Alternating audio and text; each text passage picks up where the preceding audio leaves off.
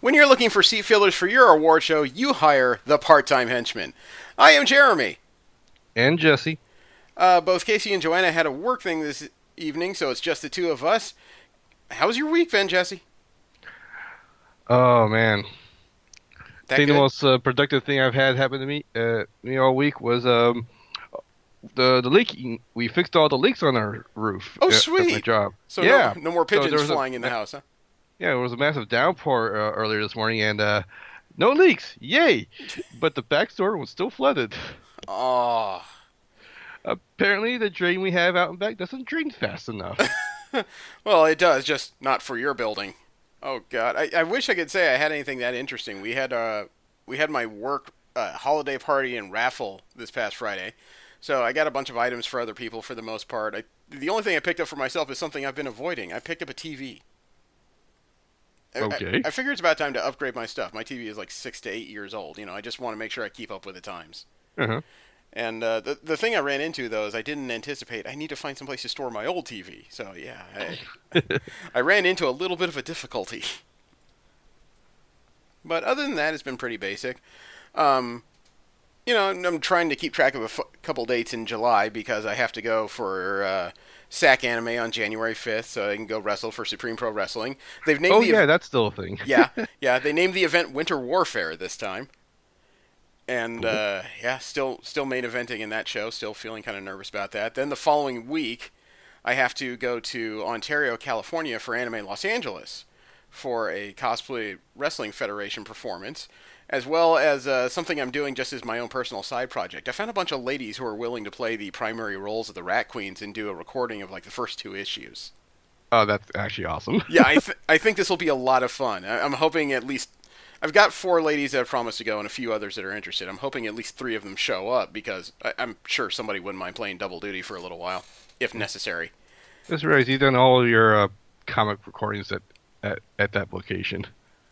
Pretty much, but I got a suite at the Residence Inn, so there's plenty of room for it. Oh yeah. Other than that, I'm going to meet up with a friend, Carolyn. She's bringing a Deedlit cosplay, and I found a recreational area with a lake about an hour's drive from the convention. So I'm like, that's a perfect backdrop. Let's go do that. Awesome. And I guess I just finally have that reputation where women are willing to say, "Oh, you want to drive up to the middle of the woods on a strange location on the lark? Sure, let's do it." Oh, better than picking up chicks. Both have their appeals. But we won't get into that. That's another story for another day. Yep. The subject of this week is Scott Pilgrim, Volume 1 by Oni Press, colorized. We'll get to that after the news of this week. And we'll start off with Marvel comic news. That'll teach you to have Christmas cookies before recording. We'll talk about the characters and storylines that are owned by the House of Mouse and what they're going to do in the coming months. And Marvel has already teased that they're going to destroy their own history. And I say What? tease because there's been a series of teasers that Marvel released in the past week, including one that says, "Who really gave the Fantastic Four their powers? Marvel history is destroyed, March 2019." And Huh. yeah, I know it's an interesting teaser. When it first came out, though, I have to kind of yell at CBR.com because their headline was "Marvel plans to destroy and rewrite its own history in March," which is kind of alarmist for a teaser. I saw that headline. I didn't click on it because it felt like too much like clickbait to Yeah, I me. know. I did only because it's part of the thing we got to do for this show is make sure that the news is the news and not hyperbole. Hmm. And I found that headline to be too much hyperbole because the headline makes it sound like Marvel is headed for a continuity reboot. The teaser makes it sound like Marvel history isn't quite what we think of. Yeah. There's a big difference between a retcon and a reboot. And I assume you know the difference between those two terms, right? Oh yeah, totally. Okay. For those who aren't aware, a reboot obviously is when you entirely annihilate all your storytelling and start over from scratch. A retcon, though, is when you change a part of your storytelling history to allow for new stories or new characters. And to me, Hopefully without damaging the current continuity too much. correct. And that wasn't even the only teaser they had in that regard. Two additional teasers came out this week that said who found Captain America on ice before the Avengers. Because for those who are not aware, Captain America was not one of the founding Avengers. He was found in issue 4 of the book. And the other one is Who Saved Jean Grey from Dark Phoenix? And I know there's another blank spot coming, and that's because the Dark Phoenix originally was destroyed in Uncanny X-Men 137, but because of a slight retconning, it was revealed that the Phoenix entity saved Jean Grey, placed her in suspended animation, and dumped her in a lake somewhere in the eastern U.S. She was found by the Fantastic Four, and after she was reawoken was when X-Factor was formed. Hmm. You weren't aware of that? No. Okay, well, you just learned something. Anyway, all three of those teasers had an answer later this week, when it turns out one of Marvel's characters is going to be tripping through time. And this is one that does not have the greatest history of time travel recently. X-Men? His name is Frank Castle. Time travel? Yeah. Frank Castle? Yeah, Frank Castle, time traveling. I know that sounds odd. The Punisher doesn't usually get involved in anything of this nature. He barely gets involved in things that involve power armor. But it's not that Frank Castle. We are talking about the Frank Castle from the far-flung future of King Thanos, the cosmic Ghost Rider. Oh, that's scary SOB. Yes. Now, I'm sure a few people are scratching their heads about how this works. This Frank Castle, he lived into old age. He lived to see Thanos kind of annihilate Earth, all of it. And it was from there that he made a pact with the Ghost of Vengeance and became the latest Ghost Rider. And then Thanos came back. Ghost Rider attacked him, as did Galactus, and the two of them individually didn't have the power to overcome King Thanos. The two decided to do it together, to which Galactus gave the Frank Castle Ghost Rider a share of his cosmic power. He became the Cosmic Ghost Rider. Flash forward a little bit more, Thanos killed Galactus, and Frank Castle's kind of at the end of his rope, so instead of just wandering aimlessly, he agrees to be a servant of King Galactus. King Thanos. Yeah. King Thanos met his past self managed to undo King Thanos, and now the Cosmic Ghost Rider died, went to Valhalla, was so much of a dick that even the Asgardians would not keep him there. And That's saying something. It is. And agreed to send him anywhere in time he wanted to go. So the Cosmic Ghost Rider decided to travel back in time to when Thanos was a baby, and instead of killing the baby, he stole the baby so he could teach Thanos to be a better being. Think about that. The Punisher, as a Ghost Rider, as a mad cosmic entity, as a father. I don't know a God of War match to pull it off. Oh, it did not turn out well at all. Not in the least. So he undid the whole thing, he put the baby back, and now he's a little bit aimless, apparently, ahead of his turn in Guardians of the Galaxy. And I guess Marvel had some really good feedback on their Cosmic Ghost Rider mini, so they've decided to do another miniseries, 6 issues. They're calling it Cosmic Ghost Rider Destroys Marvel History. So it's going to be in the new Deadpool kills Marvel Universe or some shit? I don't know, because I get the feeling that he's not trying to destroy history, but he's going to find himself at several moments, and instead of just standing around watching, he's going, let's mess with this. In other words, he's not trying to annihilate anything, he's just a bored, near-psychotic cosmic entity. All the things that you just said about the Cosmic Ghost Rider is just so baffling and way out there that him and Galactus couldn't defeat King Thanos. The gods of Asgard kicked him out because he was too much of an asshole in a realm full of assholes. Yeah. And this is not like a remorseful Frank Castle. He understands exactly what he is. When he stole this baby was already capable of walking, talking, and murdering people. He wrapped his crimson chains of Sidorak around it to keep it from attacking people. It would lunge at them, and he would just give it a tug and go, no, pff, no, pff, no. Pff. Oh, he has that. Yeah. He is more than a little bit nutty. But this is going to be written by Paul Scheer and Nick Giovannetti. The art's going to be by Gerardo Sandoval, and I'm intrigued by this idea. I don't think anything he does is going to end up being permanent. I think it's going to be another case of him just doing what he does to the point where he understands he might be wrecking things and tries to put it back. But I got to admit, I enjoyed the ride of the Cosmic Ghost Rider mini. That was fun to read. Yeah, I wonder if it's not going to be like him wrecking things, but more of a revelation of things. It could be. But, anything that has enough panache and wackiness to create something like the Jugger Duck is high on my list. Yeah. What?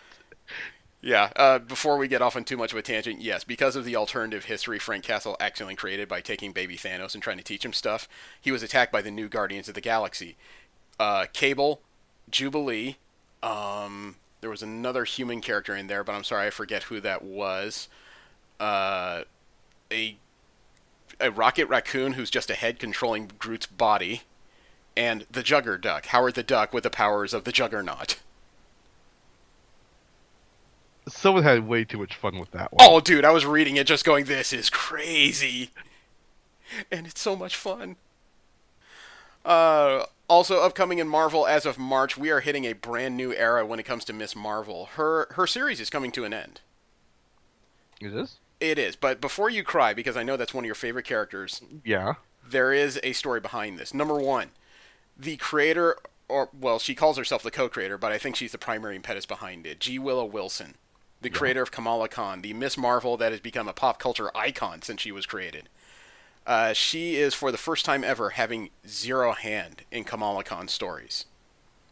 She's no longer writing it, no longer producing it. She is backing completely off as of March. And it's not like she's jobless. We already know she's working on the current run of DC's Wonder Woman. Mm-hmm.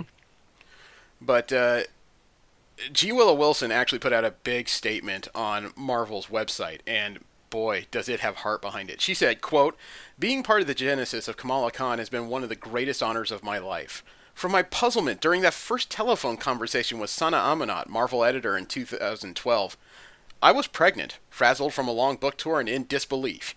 You want to launch a new character in this market?" To my stunned amazement when the first issue went into its seventh printing, to my glee when Sana handed the first trade paperback to the President of the United States. This journey has been pure joy. Sana and I initially had very modest expectations for this book. Our goal was to get to 10 issues. It was, I know, it was going to be a fun side project, a young adult Muslim superhero at Marvel that would have the lifespan of fun side projects. I budgeted a year for it. But by the time the first trade paperback hit the New York Times graphic books bestseller list, I realized Kamala was quickly becoming the center of my life. And that is in no small part thanks to you, the readers. Your enthusiasm has propelled this character to greater and greater heights. Never in my life did I imagine I would walk into my local drugstore and see something I created staring back at me from t-shirts and action figures. Yet, it's the experiences I've had meeting readers that have changed me on an elemental level. At signings, at conventions, at classroom visits, we've laughed and cried together. I've met your kids, seen pictures of your dogs, held your hands while you talked about your most difficult experiences. Kamala is not just what you read on the page or watch on TV. She is this community, and she has made all of us better human beings. Unquote. You know, she thanks us for success, but she's the one that wrote the character. I know, but at the same time, I read that statement where she talks about meeting people at conventions, and I have to remind myself, that's us! We did that! Yeah, we did. We were at one of her panels at San Diego Comic-Con 2 years ago, and she was nice enough to stick around and say hi to people, and I got her to sign my book, and I didn't realize how short she is. I'm 5'7", and I felt like I was towering over her. Yeah. And I remember holding out that book, just asking for a signature, and she looked up at me in disbelief, like it was a prank, like I was just going to rear back and punch her or steal her headdress or something. No, I was just in awe to meet the woman. Then again, she was surrounded by young ladies and Kamala Khan cosplayers, so yeah, I probably stuck out like a sore goddamn thumb. Just a bit. Yeah. Just a bit. Creep. Thanks, dick. But before you cry about the loss of the Miss Marvel series, you will be glad to know that as of March of 2019, the new series, The Magnificent Miss Marvel, will begin. It's going to be written by Saladin Ahmed, the writer of Miles Morales' Spider-Man. The art's by Ming-Kyu Young.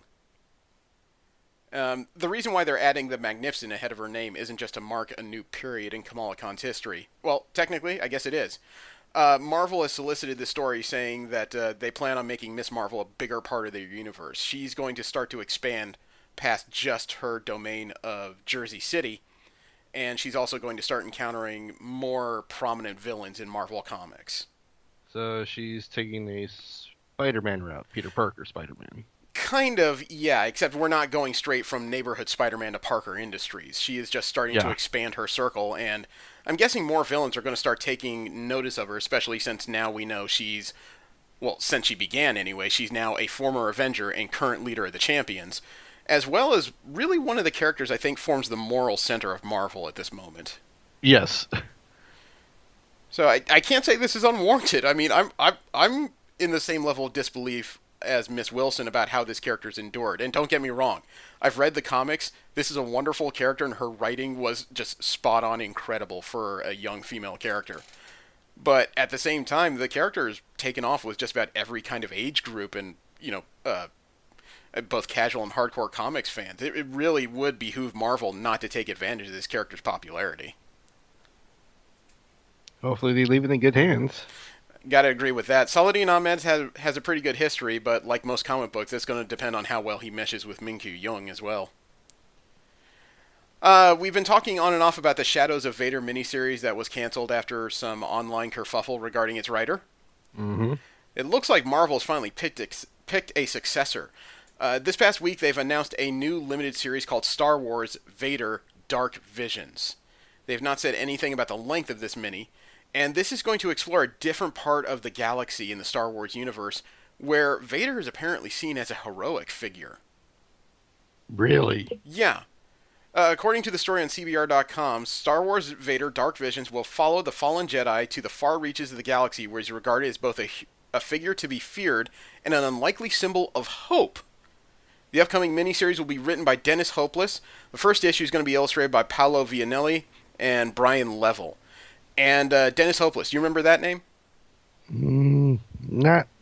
Sounds familiar. We've actually read his work before. Do you remember the Jean Grey series? The young one? Yes, Young Jean Grey.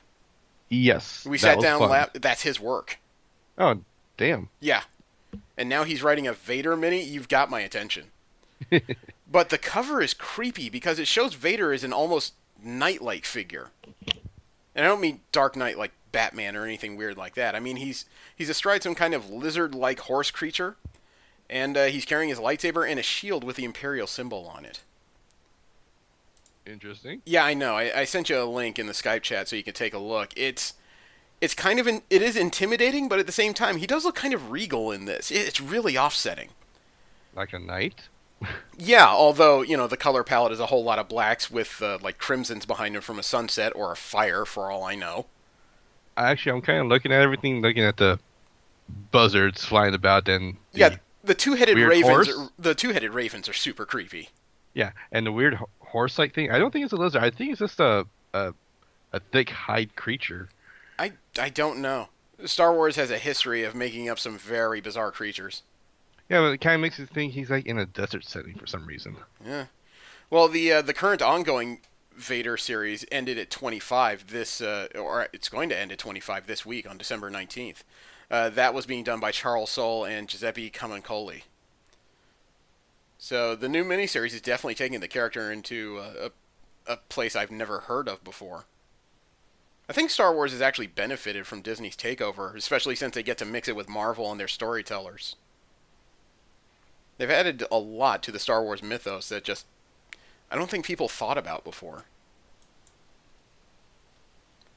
Also, we've had an announcement regarding the latest Avengers mini event. They call it No Road Home. It's supposed to be the sequel to the Avengers No Surrender event, which broke down the three teams of Avengers and just formed one cast.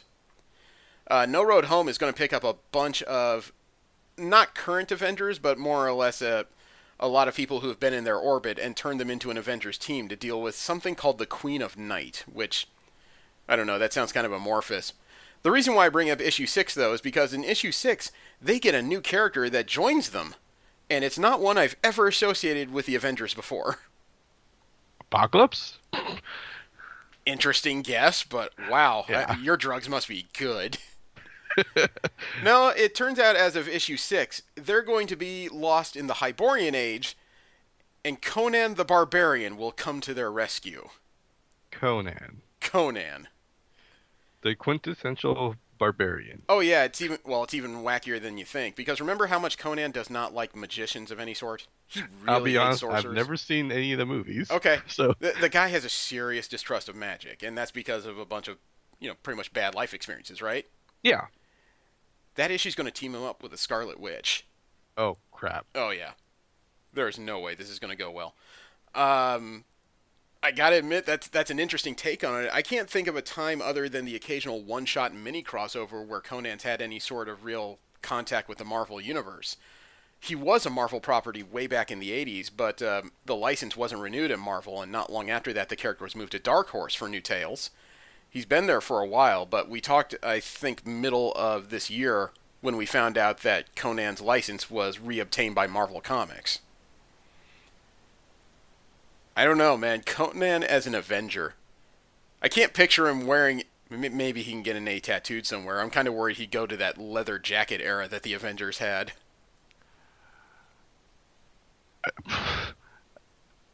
I I, know. and the only thing I can think of is a belt buckle for some reason on his damn loincloth. I don't know. Okay, I'm going to leave you with that image. Yeah. Avengers No Road Home #6 is going to be written by Al Ewing and Mark Waid and Jim Zub. The art's going to be by Sean Izake.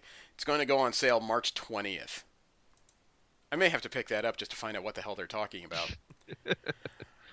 We were just talking about the champions not long ago when it comes to Miss Marvel. She will still be leading the team with a new #1 coming out in January, actually. Jim Zub was writing the prior Champion series. He's going to write the new Champion series. The reason for the new volume, though, is because the Champions are going on a bit of a world recruitment spree. They've had a few core members that have been retained to this day, including Miles Morales, Kamala Khan, and Viv Vision, as well as Amadeus Cho, who's no longer a Hulk. He's now known as Brawn. Since then, they've added Amka, an Eskimo character they call Snowguard, Riri Williams as Ironheart, and the Unstoppable Wasp, Nadia Pym. With their new #1, though, Jim Zub is adding 3 more characters to the lineup. Actually, 4. They're adding the second generation Power Man. There's another Power Man. Yeah, he's a young man who had the shards of Shades, one of Power Man or one of Luke Cage's original enemies. Uh-huh. Those shades actually had a power associated with them. They created energy blasts. The broken shards of the lenses ended up in his skin and gave him energy channeling powers. Oh, he's actually following the names. Yeah, the he name. is a power man, and beyond that, he was more or less discovered by Danny Rand, who taught him how to focus his chi, so he can actually channel the energy. Oh, fun. Yeah. They're also adding Red Locust, who I think is going by Locust now. Don't know much about her other than she's a genius in an exosuit of some sort. They're adding the Patriot, the latest one, who was introduced as of the Secret Invasion, and a brand new mutant character. He's going to be called Pinpoint. His name is Qureshi Gupta. He has the ability to create teleportation discs that take anyone anywhere in the world. He doesn't seem to have a costume as of yet. I don't know. A power like that, obviously you don't need a mobile base or a form of transportation as long as he's conscious, I guess. Let's just be glad they didn't name him Magic Bus. Yellow outfit. Dude, that's a joke from Uncanny X-Men. I can't take total credit for it. Actually, I read the latest issue of Champions, which was kind of a go-home issue, an ending. Uh-huh. And it turns out there's finally an answer as to the sexuality of Viv Vision. Dude. Really? Yeah, in the Champions, just about every character has tried to make a pass at her. Miles Morales did. Nova definitely did. Oh, man, Amadeus Cho made a strong pass at her. Yeah. To which wait. Is she android or organic now? She's still a synthezoid right now. She had a short turn as an organic being, but they undid that after about 4 issues. I will never forget the time that the boys basically dared Viv to kiss Kamala Khan because they were just, maybe you like girls. Go ahead, kiss her. We'll watch. To which Kamala Khan basically told them, I will kill all of you.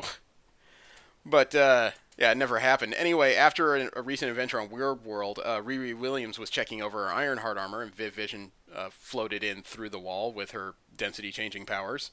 Remarked on how impressed she was with Riri's mind and her ability to problem solve, to which Riri thanked her, and then Viv just went straight in for a kiss. Okay. And planted a big one. And unfortunately, the whole thing was about as awkward as you can imagine for somebody who is not very socially graceful like Riri, and then somebody who's moderately emotional like Viv. And unfortunately, after that, Viv was notably dejected, kind of hung her head, apologized, and faced back through the wall.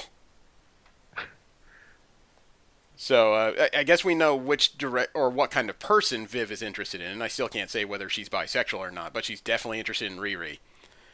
And I imagine that since it's the same writer from that series going into the new one, that story will probably have some evolution in the coming issues. Hmm. Marvel is also planning launch parties for Guardians of the Galaxy in January. The new series that involves a whole bunch of cosmic level characters is going to be written by Donny Cates. Retailers who participate in the parties and order at least 250% of their typical order of Venom number 5, that Cates is also writing, will receive a bundle of 20 Guardians of the Galaxy lithographs by artist Al Milgrom. Huh.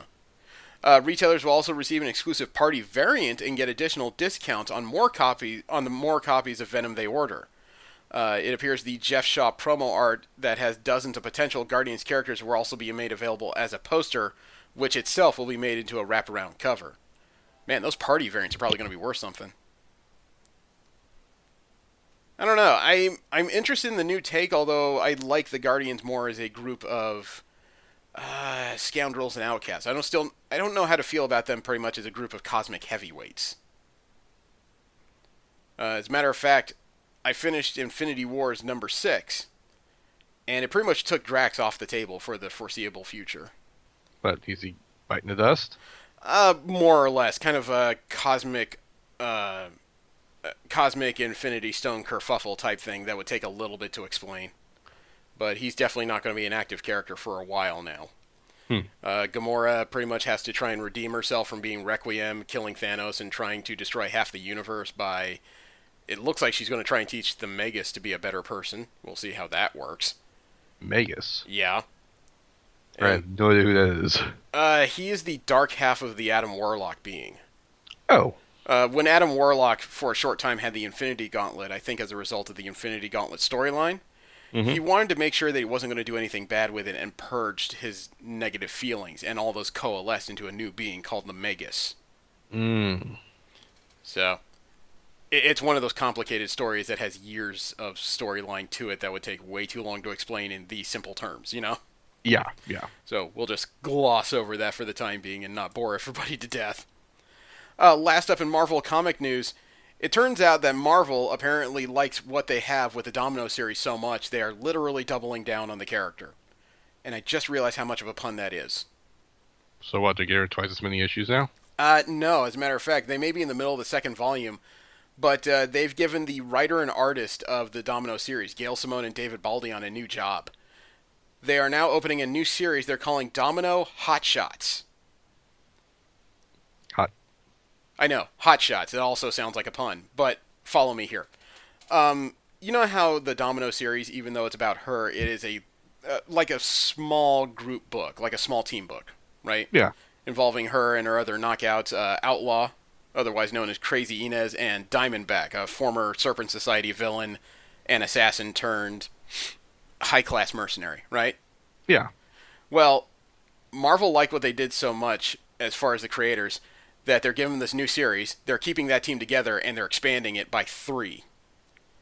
They're adding Silver Fox, who, if I remember correctly, has cold-based powers, and she was a result of a Marvel talent search in Korea. Natasha Romanoff, the Black Widow, nothing dangerous there. Yeah. And they're adding a new character called Atlas Bear. Atlas Bear? Yeah, I know. It's not a character I'm familiar with either. I've never heard that name before, and just to make sure I wasn't caught off guard, I put Atlas Bear and Marvel into Google, and nothing came up. Well, at least nothing involving comic books. What I did find out is that the Atlas Bear is an extinct species of bear from the African nation. Oh, so it's like one of those mega animals then. Pretty much. A very large species of bear. I linked the cover to you in Skype so you could take a look at it. She's definitely a dark-skinned character. She may be Wakandan. Given what's going on lately with the MCU, maybe. Yeah, I mean, because of the Black Panther film, Wakanda has enjoyed more pop culture knowledge than it's ever had before. Is that a chain in her hand? Yes, it is, and I don't quite know what that's connected to. Again, I don't know anything about this character. The name just popped up as a result of this teaser. Actually, I'm kind of looking at her right now. It's like, wait, she's having that bear fur over her neck and shoulders kind of reminds me of a, I don't know, like a fur fur coat. It reminds I me of mean, a, she might be rich or something. I don't know. It reminds me of a Maximal from the Beast Wars show. There was never a bear there, but there was a toy. Hey, don't split hairs with me. We'll move on to DC comic news. This is where we talk about the other major company in comics and what their characters and storylines are up to now and in the near future. Brian Michael Bendis talked a little bit at New York Comic Con with comicbook.com in regards to his restart of the the Young Justice series. He's reviving the fan favorite 90 series in 2019, but he's not just doing it with a new set of characters. He's actually bringing back some core members of Young Justice, including Tim Drake as Robin, Bart Allen as Impulse, and Connor Kent as Superboy. And that's a character that hasn't really been seen since the New 52, I think. Yeah. These characters are being joined by a handful of characters from old days as well as new faces, including Ginny Hex, the descendant of DC's Western hero Jonah Hex, and Teen Lantern, a young lady who has hacked a Green Lantern ring and makes it do what she wants. Hack the Green Lantern ring. I know, I didn't think that would be possible considering it's some kind of weird piece of sentient stone, but she did it somehow. Evidently. Hey, I don't know. But Bendis was asked by Comic Book, how do you go about modernizing the attitudes and looks of these characters? Which is a pretty good question. Yeah. And his response was, quote, well, first of all, everything that is old is new again. Our culture at the moment is a smorgasbord of past cultures and fashions. One of my daughter's friends brought up that everyone in their high school dresses like the cast of Friends. So it's really about staying as true to the character and the energy they bring with them as possible. We just released the most fabulous Superboy cover that has ever existed, and Twitter went nuts. I'm really excited to bring Connor back, unquote. I like his sentiment. Is that the douchey one with the specs and leather jacket? Yeah, that's the original well, not the original. That was the Superboy as a result of the Return of the Superman storyline. Oh, right after Death of Superman. Yeah, when there was 4 people running around and everybody thought one of them had to be Superman. Turns out none of them were Superman. Yeah, I hated that outfit. I didn't mind it so much. It was just they tried to modernize Superboy. I mean, sooner or later, everybody's got to try that. I'm willing to give it a shot. I mean, I trust Bendis in his ability to recreate characters and modernize them. He's done a pretty good job with what he's done at Marvel so far. Hmm. You know, he's also the co-creator of Miles Morales, so he definitely has some chops when it comes to character work. Yeah. Speaking of a guy with chops at character work, Tom King dropped a bombshell in the comic book community. This is the man that is still working on Batman. He's in the middle of his 105-issue run of the series. I think he's at issue 56 right now. 105 issues. That story better be good. Yeah. Anyway, it turns out that as a result of a tweet, he's announced that he's going to continue working on the Batman series, but he's going to be working with Frank Miller. Really? Yeah. He's doing an upcoming issue of Batman with one of the creators who made Batman famous. Frank Miller's doing the artwork. Oh. Wow. You said that just like, oh my god, I found a drunken text I sent to my ex. I don't like his art. His stories are fine. His art, no, I can't deal with his art. It's like Rob. Oh, Rob, like. I don't know. I'm starting to turn to Casey here. I mean, personally, I would put Liefeld ahead of Miller when it comes to artwork, and I know that's not saying much. Yeah. King stopped short of providing actual details as what the extent of their collaboration was, whether it's a single issue or a full storyline. Miller is solicited to provide the variant cover for January 2019's Batman number 62, so this may be cover art. So I don't know exactly how deep this goes. I was just cover art. Okay, we can tolerate not having an issue. Okay. We'll find out relatively soon, though, because January is literally just around the corner. Something else that happened in DC recently, as of issue number 13 of Justice League, one of the Legion of Doom focused issues of the book. The Joker has quit the Legion of Doom already. He quit? Yeah. I mean, I remember when we talked about the lineup, the Legion of Doom, and him involved. It's like, wow, that must be a great story. 13 issues in, and that story is over. What happened that made Joker quit? I don't know. Well, I do know, but I didn't read the issue, so we're just going to get into the synopsis I found. What Okay. what we discovered is that more or less, Lex Luthor approached the Joker and offered him pseudo godhood, like cosmic powers, basically, if he joined the Legion of Doom and helped them out. Which apparently is when the Joker said yes. Whether or not the Joker believed that, I have no clue. But evidently, the Joker knew that Lex Luthor had the Batman Who Laughs chained up in the bottom of the Legion of Doom headquarters. What he's upset about is that Luthor released the Batman Who Laughs to create some chaos in the DC universe. I don't know why, but Joker seriously does not like the presence of this Jokerized Batman from the Dark Multiverse. I don't think he likes competition.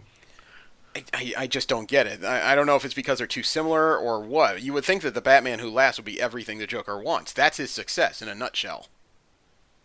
But he doesn't Except like it's it. not his success. Man, I don't even want to get into it. Anyway, the Joker managed to restrain Lex Luthor and chained him up in the center of the round table that the Legion of Doom uses, to which several characters, including Mr. Freeze and Scarecrow and I believe Cheetah, oh, and Solomon Grundy were all sitting there. I think he restrained them as well.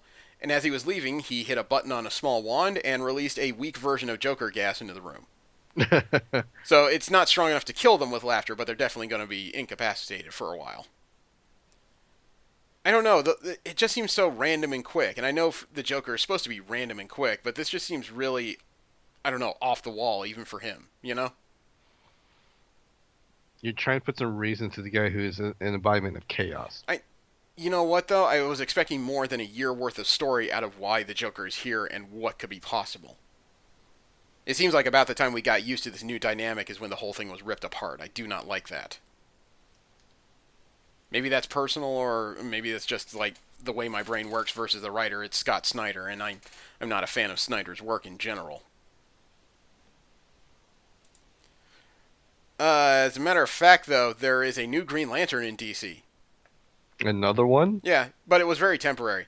As of Green Arrow number 47, it was done by Julie and Shauna Benson. We talked about them, the sisters that were recently dismissed by DC for unknown reasons. Mm-hmm. They had a storyline where Oliver Queen was captured by some new character I'm not aware of called Citizen. He was strapped to an electric chair. Uh-huh. And Citizen was about to set it off when all of a sudden the Green Arrow came bounding through a window, firing arrows. Now, I know, Oliver Queen's in the chair. Who was that, right? Yeah. So, it turns out that the person created enough of a distraction that Oliver Queen managed to get back into costume after he was freed. I don't know if it was the same costume this person was wearing or if they brought a spare. But either way, his secret identity as Green Arrow was safe. The person that came to rescue him, though, in the Green Arrow costume, was Dinah Lance. What? Really? Yeah, the Black Canary put on a Green Arrow costume. And she apparently was firing arrows. She didn't use her sonic scream during that fight because she's also trying to protect Oliver's identity. Uh-huh. But, you know what? Now that I've read what that synopsis is, not only do I want to go back and read the comic, I would like to read an entire series where Dinah Lance is Green Arrow. That feels like an interesting story to me. You know, she uses her scream and the arrows, and she had to take over a long-term legacy mantle. That sounds like an incredible frackin' story. I don't know if that means Oliver would have to retire or die. He's done both in DC history, but I would read this Elseworld-style tale where the Black Canary is Green Arrow. Although that is a first, it's definitely the first time she's ever put on that costume. Also, this past week, Hawkman's new origin story has been told by Robert Venditti, and this one puts a little bit of a different spin on everything I know about Hawkman. You know the prior tales of his origin, as well as can be compiled given DC's multiple reboots, right? Yeah, which one? Generally, it seems like the most well-accepted version is the one where he is an Egyptian prince who has been reincarnated multiple times with his paramour, you know, Hawkwoman, and the two of them have been heroes throughout pretty much DC's timeline, right? Yeah. Okay, Hawkman number 7 changes things around quite a bit, where they take it all the way back to ancient pre-Egyptian times. And Hawkman's original name was Qatar Deathbringer. He was the leader of a horde of Deathbringers, other winged warriors, basically. But they weren't aliens. They weren't Thanagarians. They were working for the Dark Gods to cleanse basically broken worlds. It kind of harkens back to the whole Dark Knight's Metal storyline that Snyder wrote up, right? Yeah, because that name sounds metal as fuck. Right. At some point, though, Qatar Deathbringer was killed, and when he was being judged by the gods, apparently his crimes and his genocides were so great that the whatever was deciding his fate decided that he would have to undo all the red in his ledger as long as it takes. So not only is he being resurrected through time, he's being resurrected through space as well. He's apparently come back to life on different planets trying to save people. So he's not just an earthbound hero, he's been all over the place through the ages. Hmm. And the reason why all this is coming about now is because it turns out in modern DC storyline, the Deathbringers are coming towards Earth. So obviously all this is connected somehow. Yeah, because of course they are. Yeah. But at the same time, though, that does give a little bit more clarity as to Hawkman's origin and, why he is the way he is. It explains the wings a little bit more than alien harnesses or magical harnesses. It also helps solidify why the character has been both an alien and not an alien, Hmm. It's a pretty nice piece of writing. Whether or not it stays is another question, because all it's going to take is one crisis event, and next thing you don't know anything. Just ask Bruce Wayne. It's like for the longest time, he had no idea who killed his parents, and all of a sudden there was a retcon. Hey, Joe Chill did it! It's almost literally what happened. Unfortunately, DC's Black Label is having a bit of a problem, and I don't mean Batman's Wang and the Damned. It keeps coming up again. Wait, that's the wrong phrase. Wrong phrase. Oh my gosh. Okay, I'm going to back up. DC's Black Label is having a bit of a problem. They don't have too many series to their names, and unfortunately, one of their more talked about series has been canceled. They were doing a series with John Ridley. He wrote 12 Years a Slave. Mm-hmm. And the series was called The Other History of the DC Universe. This was supposed to be a series that retold famous events in DC's continuity, except they're telling the storylines in these events from the perspective of minority or often underutilized characters in DC. Like, the first issue was supposed to have a story about the retelling of the origin of Black Lightning, and apparently a side story that had to do with Katana, Renee Montoya, and another future issue was going to tackle Karen and Mal Duncan. I was really interested in this miniseries only because whenever there's a big event in DC, it always tends to revolve around the same 6 to 8 characters, usually Justice League members of one sort or another, Yeah. And it really would have been nice to find out what some of the other heroes of the multitudes of heroes in DC were doing during these large events instead of just standing in the background or, ending up as another death. That actually does sound interesting. Yeah, but unfortunately it's been completely canceled. Not delayed. Well, actually, let me rephrase that.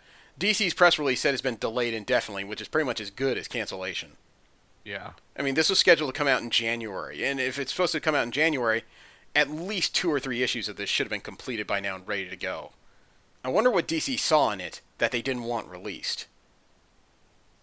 DC said it's going to be resolicited at a future date, but I don't know, man. When you delay something indefinitely, you usually don't want it to come out. So I am very concerned.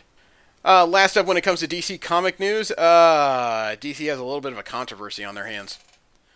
They had a new series that was supposed to be one of the new benchmarks and cornerstones of Vertigo Comics, which is DC's offshoot. It's non-continuity comics, right? Mm-hmm. Like create our own stuff.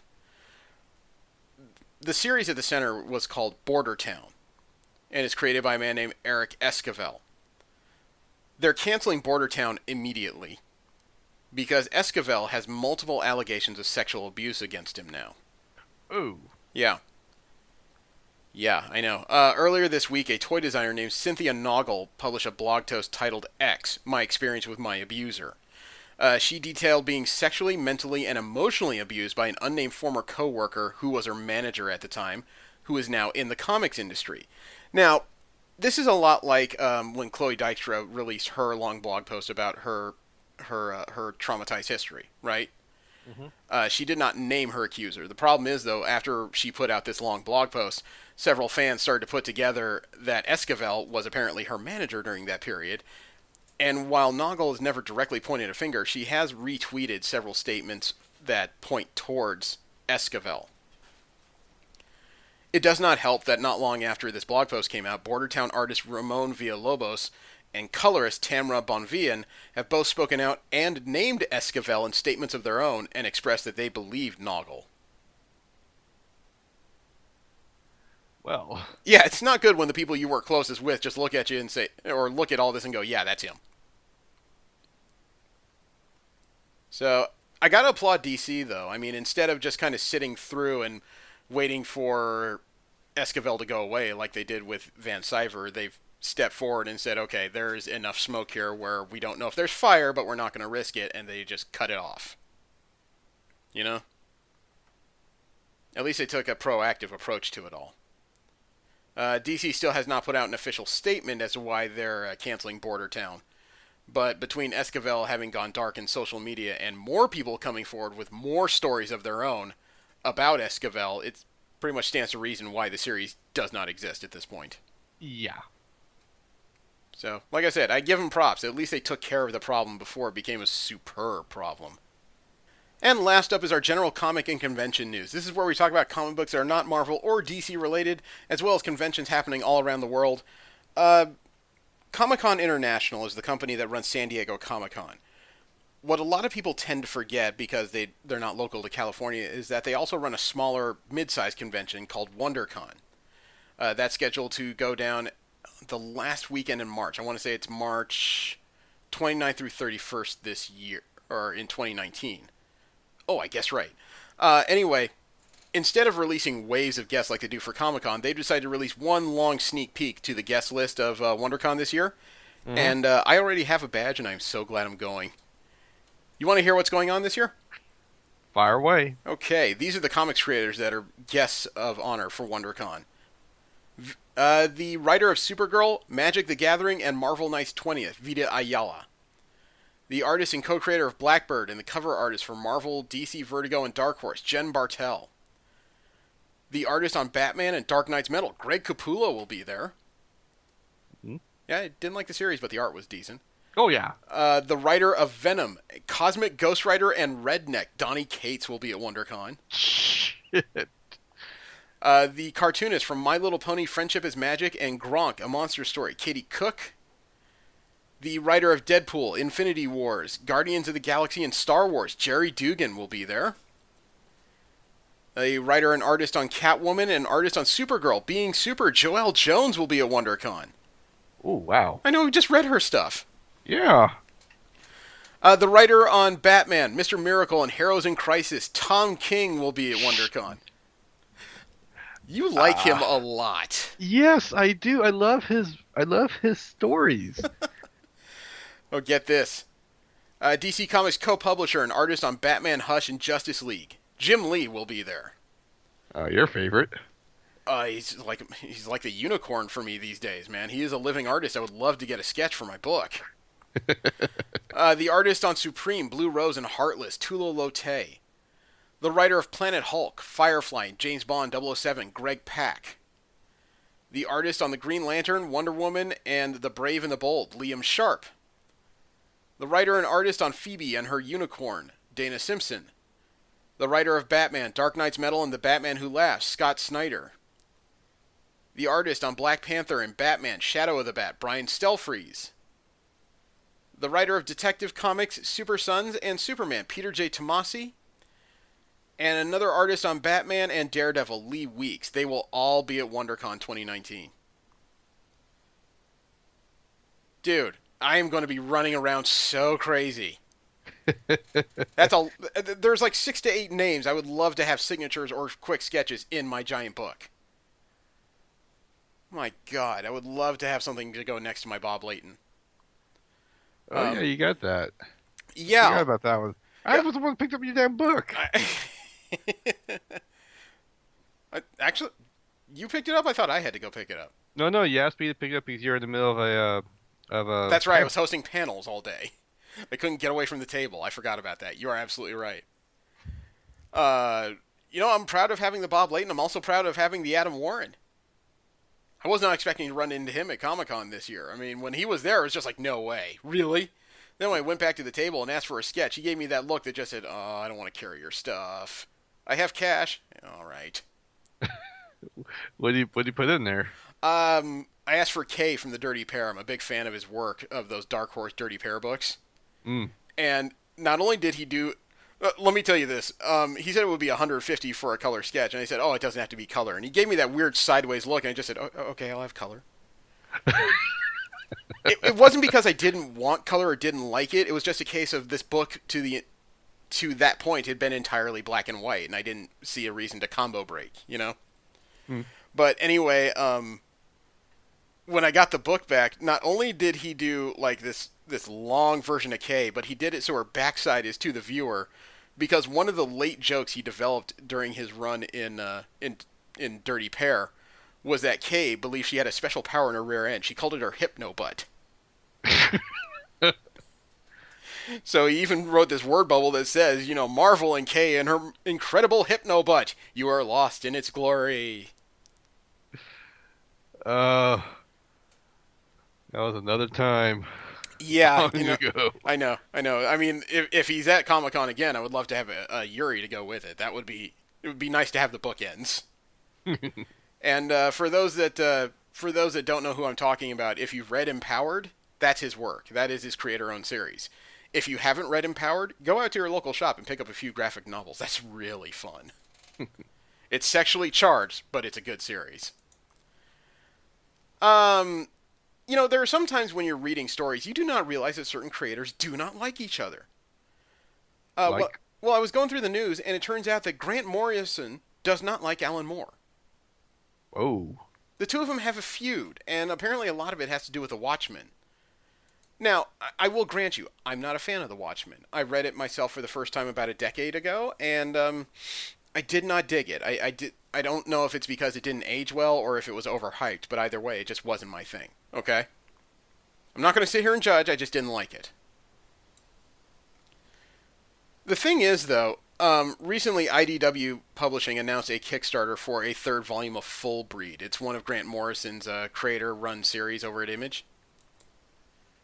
And he got into a conversation with Trini Howard and Metallica's Kirk Hammett. He also, IDW also had a lengthy interview with him about his beef with Moore. And Morrison's statement was, quote, "I've read Watchmen many times. The reason that I hated it when I was 25 are still there, but now I kind of like it because I'm older and I like the structure and I'm quite in awe of the absoluteness of it. But for all the same reasons, I hated it. The fact that none of these characters were allowed to be smarter than the author, that really drove me nuts. The world's smartest man is an idiot. He makes a plan all his life that is undone by the end of the book in an instant. The psychiatrist sits with Rorschach for 5 minutes and Rorschach tells a super banal story about how he became a vigilante and the psychiatrist cracks. If you're a criminal psychiatrist who deals with men in prison, you've heard a million of these stories. It was all to make a specific point about how the real world isn't like superhero comics. In my school, I was taught in this Scottish Presbyterian way that structure is hidden. You don't see the writer's mechanics. Watchmen, you can't turn the page without him saying, "Look at me, look at me, look at me." Okay, we get it, man. You got thrown out of school at 16 for dealing acid. You're clever. I took potshots at him in the media. I was the first person to say Watchmen isn't very good. In fact, the only person to ever say that. And that made him angry, so then I would get worse. I said that Watchmen was a 300-page equivalent of a sixth-form poem. That kind of trash talk I brought from being in the band because that's what you're like when you're in a band. I brought all that across with me to comics and it didn't go down well. I think it genuinely upset him. Alan Moore didn't speak to me after that and would take his own little shots. He called Arkham Asylum a gilded turd. Since then I've had nothing to do with him and he's got nothing to do with me. A lot of comic fans like to think there's some feud, but a feud would actually need to involve people's interests. I read his stuff, he reads my stuff, he pretends he doesn't, but he does. It was the archetypal struggle, and it wasn't fair because I love his work. Well, there's a lot I don't like, but of course, he's great. We grew up in a very similar time, even though I'm a little bit younger than him. It's the same influences from 60s TV and 70s TV and the books we read, sci-fi, and all that stuff. Same comics. And the fact that he got into magic, it's two people who are so similar but so utterly different that there has to be a feud, unquote. Sorry, that was a bit long-winded. yeah. I'm not quite sure what to take away from that other than you got two older guys who don't need to be fighting but are kind of doing it anyway, and from reading that description, Morrison's kind of a jerk. They both seem to be holding grudges. Yeah, and the sad part is I don't really like either of their work. I think Morrison's work tends to be too preachy and religious, and Alan Moore's work it's very mercurial, and it spends so much time kind of self-exploring. He doesn't really get to the point a lot of the time, and that's my opinion. But at the same time, I won't say I hate either guy just because I don't like their work. Which it sounds like Morrison at the time hated he hated Moore because he didn't like his work. It's kind of shallow. Yeah, just a bit. Yeah. So I don't know. I'd say hopefully they'll solve it, but it sounds like they're not talking to each other, which is probably better. Dynamite is ending the Rainbow Bright series in February of 2019. There's a Rainbow Bright series? Yeah, we talked shortly about Dynamite Comics and their updating of the character. Instead of being an adolescent, she was more or less a preteen. They aged her up a bit. They were trying to modernize it, and I don't know. I have a sideways interest in it only because the character kind of came out around the time I was growing up, back in the Yeah. 80s. Yeah, I remember trying to avoid that show on TV. Well, yeah, it's what we did at our age. Back when we were kids. Back then, there was a clear divide between boy stuff and girl stuff. Yeah. Dynamite Entertainment has announced that on February 27th, 2019, with issue number 5, Rainbow Bright is coming to an end. According to the writer of the series, Jeremy Whitley, quote, I have a pretty rough plan for the first 3 or 4 arcs and a pretty solid plan for the first 10 issues or so. I actually already have the first 3 issues written. The third is waiting for approval from Hallmark right now, unquote.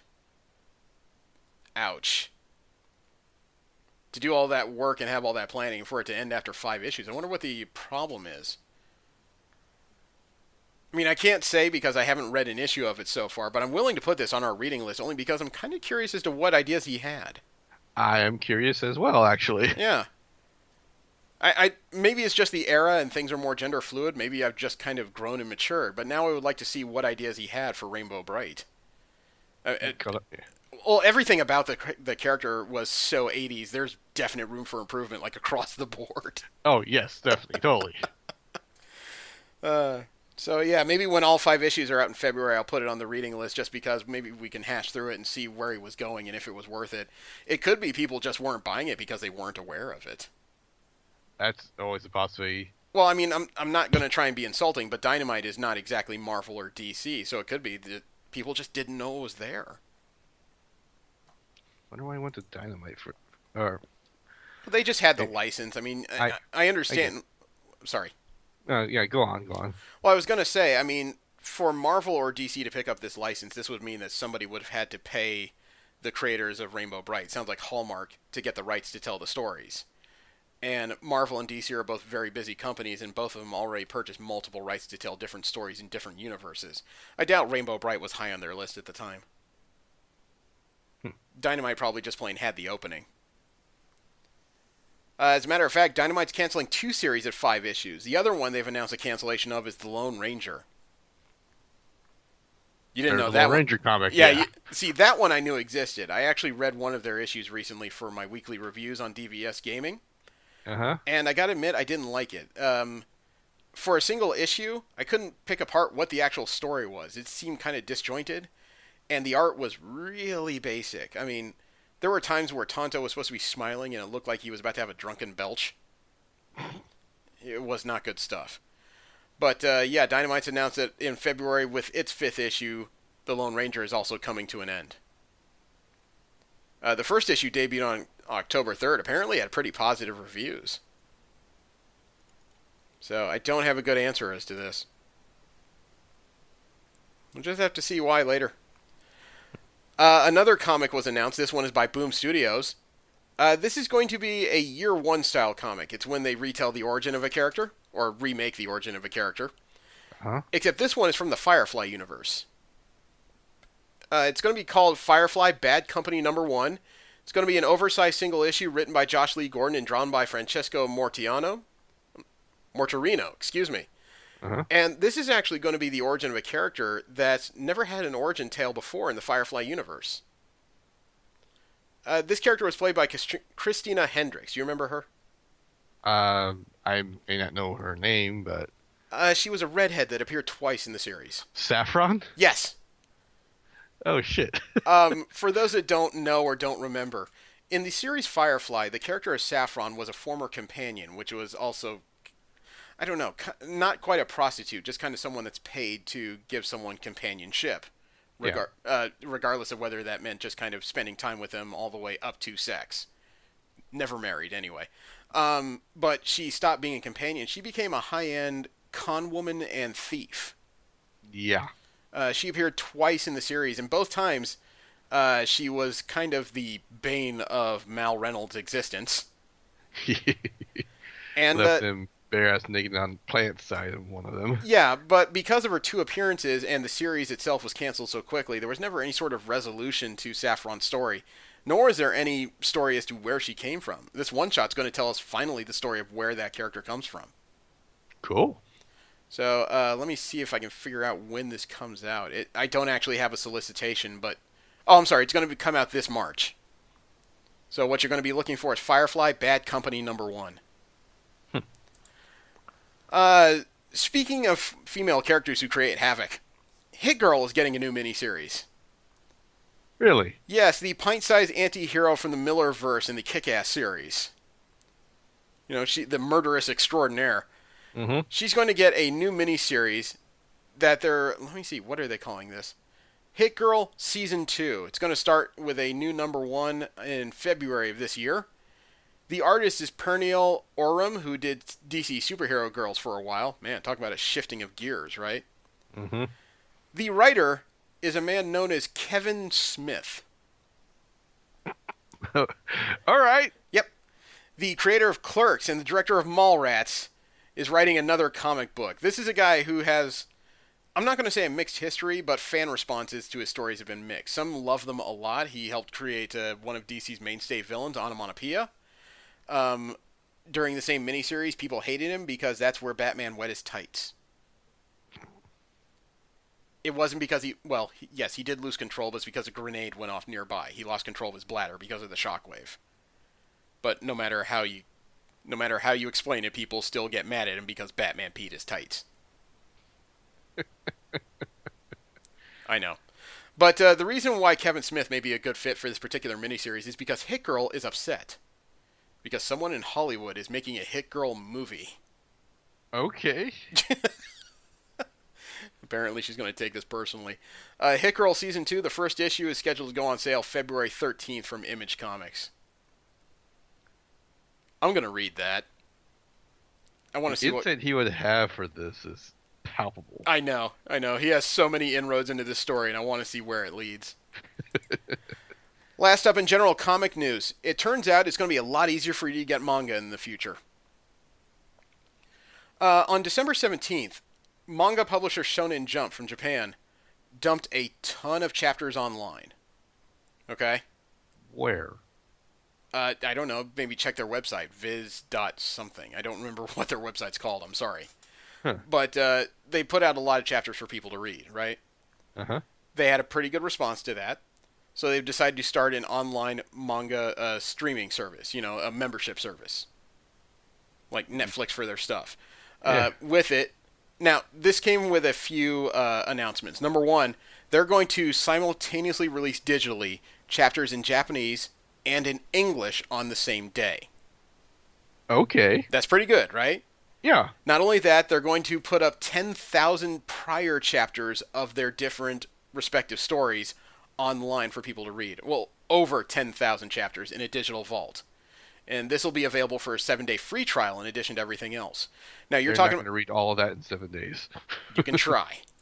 But this includes long-standing, very popular series, including One Piece, My Hero Academia, Boruto, and Dragon Ball Super. Okay, this is a lot of stuff, right? Yeah. And this is a lot of very popular stuff. How much do you think this monthly service would cost? I don't know. $10.99? $1.99. Wait, you're missing a zero, man. No, I'm not. I'm reading this very clearly. For $2 per month, you get unlimited access to Viz's manga service. I think I need to tell Steve about this. No, don't tell him about that. He will spend a fortune in printer paper. We don't have a printer. He can't. He'll get one. For $2, you can afford to get the printer. Seriously, though, that is a really good deal for a big piece of Japanese comic book history. And I know I called it Japanese comic books. Please don't send me hate mail because that's literally what they are. They're Japanese comic books and graphic novels. Just because they have a different title for it doesn't mean it isn't what it is. It's like when people say animes and cartoons. By definition, yes, it is. Grow up. Just because they're made by a different country doesn't mean they aren't the same thing. Just have fun watching it. That's all I care about. Right? Work with me here. I'll let the crickets say everything. Okay, fine. We'll fight about this later. The subject of this week is Scott Pilgrim Volume 1 Colorized from Oni Press. This is the story that was born... Oh my god, when did this story come out? I forget when the original volume of Scott Pilgrim hit. But this series was created and drawn by Brian Lee O'Malley. There was additional design work by Keith Wood. It was colored by Nathan Fairburn. Lettering was done by Troy Cook. Actually, it was remastered by him. And this is a tale from the slacker era, really, of the 20s. Not 20s. The slacker era of people in their 20s. I want to say it's the late 90s. And it is about Scott Pilgrim, a loser, and I do mean that. I think he's a loser, who is trying to work with a band and is dealing with some major loneliness issues by having a Chinese girlfriend from a all-girls high school. All right, so '04 is published first time. Oh, really? That late? Huh. That's when the book was published, I guess. Oh, well, maybe it was a fanzine beforehand, or self-published. But you know what though? I didn't like the colorization. I will admit that first of all. The art itself is really basic. I don't think the color helps it. I liked it better in black and white. It kind of hid some of the odd shapes that he uses in his art. I can see this in black and white, and I think, honestly, I prefer color over black and white, to be honest, regardless. To each their own. You know, I prefer the more ashcan feel of this series. Like I said, the color brings too much attention to certain shapes that are really weird. It's like sometimes the jaws of these characters, they seem to distend, like they're getting ready to swallow a mouse. Maybe that's a bad allegory. They distend like they're getting ready to swallow a whole apple. How about that?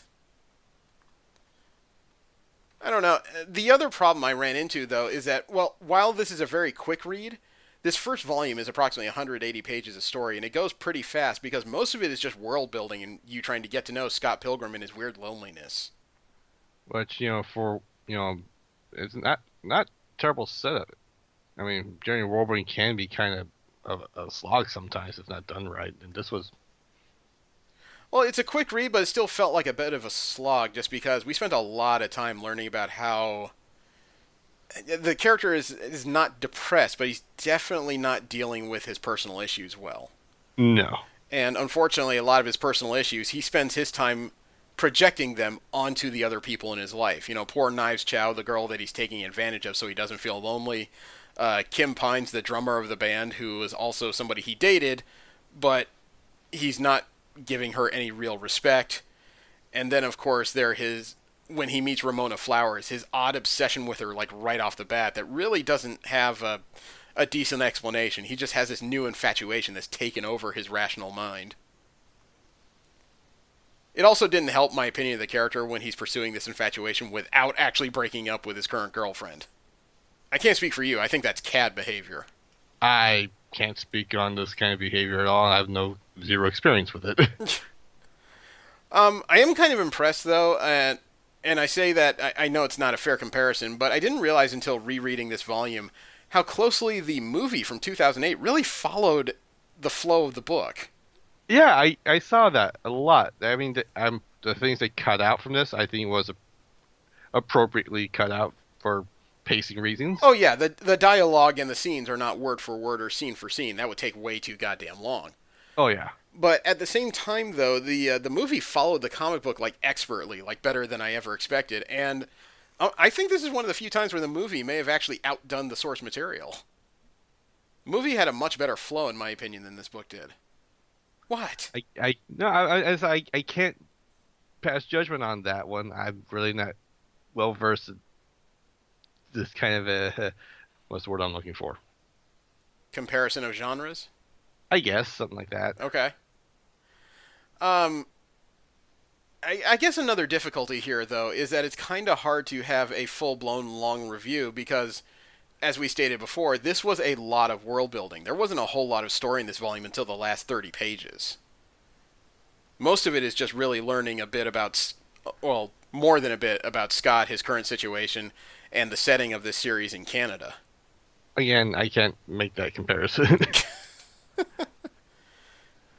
It was a lot of back and forth. The party scene was actually more painfully awkward than the movie was. When he stood there and asked her whether or not he was dreaming. Oh. Well, when he met Ramona at the party, she was wearing these bizarre shoes that he asked about. And then he just looked her in the face and asked her whether or not he was dreaming. And she had this weird expression like I don't know, it was almost like she just realized she licked toads. And then Scott turns away and says, I'll leave you alone forever now. But he stalked her throughout the party, which is not any better. No. Man, he has a lot of creepy behavior. And there's certain times in this volume that even though I remember the jokes, I just kind of wanted to punch the character in the side of the head. It's like he realizes Ramona works for Amazon. She makes deliveries in Canada for them. Then he says she works for Amazon's... hey, Amazon.ca. That's the online bookstore or whatever, right? Yeah. What's the website for that? I want to smack him for that one. And then when he ordered the CDs and expected them to come pretty much that minute, he just sat in front of the front door. Wow. Uh, I don't know how you get to 23 and not understand how the world works. no one taught him anything. Apparently he didn't listen to anything. Yeah, that too, probably. Well, I mean, he is jobless and really directionless. It's almost like he made it to 23 without figuring out how to do really much of anything, with the exception of combat somehow. I'm still not sure who he fought before this series. It was dropped on you kind of at the last minute during that scene in the club when he meets Matthew Patel. Scott is the best fighter in the province. Frackin' how? Who has he met? Who taught him? Did Yoda come through on a snowboard or something? And I don't mean that to be facetious or be cruel. I'm literally asking the question. I don't know. I just say, hey, cool. Like that's the thing that happened in the movie. At least in the movie, you kind of get the idea it might be all in his head. Yeah, it might be one long delusion, but I just feel like that would be its own story. I don't want it to be as boring as, I was born great. I am the Goku of Canada. The other thing that really kind of surprised me, though, was the scene between Matthew Patel and Scott. Again, a lot of that, or a lot of the representation in the movie is beat for beat what happened in the comics. Patel comes flying in, the block, the flying punches, and the 64-hit combo. Even the dance and song number was pretty close. The only difference was Scott dancing with his bandmates and his sister in a kind of a Bollywood recreation there. Actually, I'm kind of glad that didn't make it into the movie. The one thing I didn't understand, though, is everyone kept saying that Matthew Patel looked like a pirate. He doesn't look like a pirate to me. I think it might have something to do with his hair covering up one eye. I don't know. Actually, looking at his clothes, he reminds me a lot of Quentin Quire from the X-Men. Kid Omega, the one with the pink hair. Oh, the one that hates everyone? Yeah. Okay. I may have to look that up later. Yeah, the appearance of the demon chicks, Jesus. That's one of those things that I kind of like to explain, but I'm not sure anybody would really care. Yeah, if they've seen the movie, I think they can understand. Yeah. But, unfortunately this is really short on overall story. It's a lot of dialogue. It's good dialogue, but it doesn't really expand too much on what's going on here. I don't think the story really picked up until the second or third volume of this particular series. And that would have been a lot to read in a week. Yeah. On top of everything else. Do you want to start off with the last summation? Yeah, sure. I know I didn't have much to say, but I just kind of read it through. Well, I loved the dialogue was fun to read, and didn't think about it till now. But yeah, Scott Pilgrim is a quote unquote loser. Okay. I know this because some of the things he did and thought I kind of did, but I didn't go as far as put myself out there or be a creep. Okay. I think. Okay. No judgment. This might I can see this kind of resonate for a few people. I don't think it's all something for everyone. Hmm. If I was to grab this thing, give this thing a score,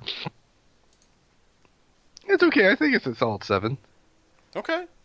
Okay. It's your opinion, and there's nothing wrong with having it.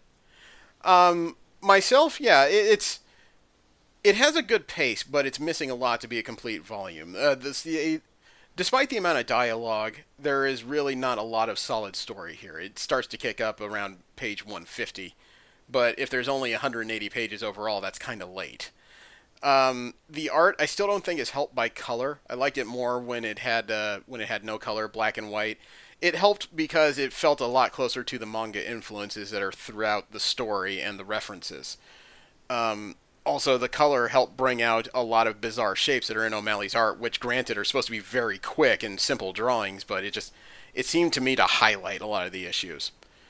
And yeah, I'm like Jesse. This character, or the central character of Scott Pilgrim, even though he's the hero of this tale, he's not a really likable guy or somebody that should be emulated by anybody. Um, but I do think it'll pick up later, and that's why I will give it a solid 6. So I don't know if we're going to have any recordings between now and the beginning of the year, only because everyone's schedule for the holidays is kind of bizarre. But I did figure out what we should read next. Oh, what's that? You know, I was watching an ad the other day, and I completely forgot that the Umbrella Academy is coming out on Netflix soon. Oh yeah, that's the thing I saw at Comic Con last time. Yeah, I think it comes out in January or February. I want to say February. But it occurred to me when I was watching the recent teaser, I've never read Umbrella Academy. I think we should rectify that. We should rectify that before the series comes out. So I've found the first volume of it. It is from 2007. Oh So, wow. yeah, I know. So we will read the first volume of Umbrella Academy. Thank you very much for tuning in. I appreciate all you people. And I hope that no matter what you celebrate, you have fun during the holiday season. Have a great one. I am Jeremy. And Jesse. Don't jerk and drive. Take care, everybody. Oh, I hate you. You did it. I hate you.